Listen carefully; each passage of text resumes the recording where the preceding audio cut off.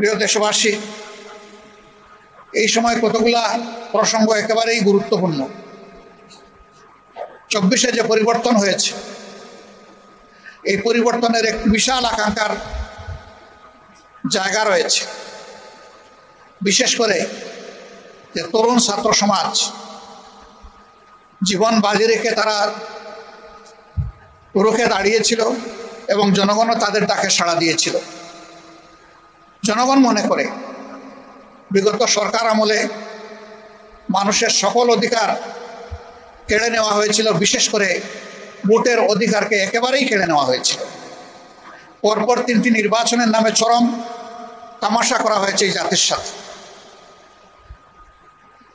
14 নির্বাচনে 154 জন বিনা প্রতিদ্বন্দ্বিতায় নির্বাচিত, 18-এর নির্বাচন নিশিরা, 24-এর নির্বাচন দামি এবং আমি। এইভাবে গোটা নির্বাচন ব্যবস্থাকে ধ্বংস করা হয়েছে।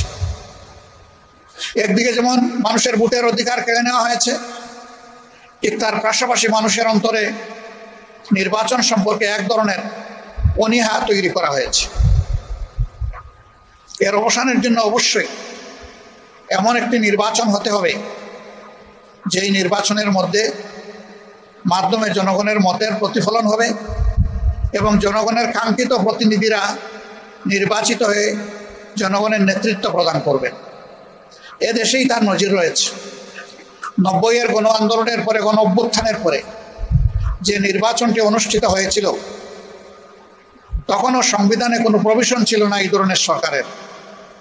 কিন্তু রাজনৈতিক দলগুলোর ঐক্যমতের ভিত্তিতেই সরকার গঠিত হয়েছিল এবং সেই সরকার একটা অর্থবহ নির্বাচন উপহার দিয়েছিল। বাংলাদেশের ইতিহাসে এটাকেই বলা হয় সবচেয়ে সুন্দর নির্বাচন।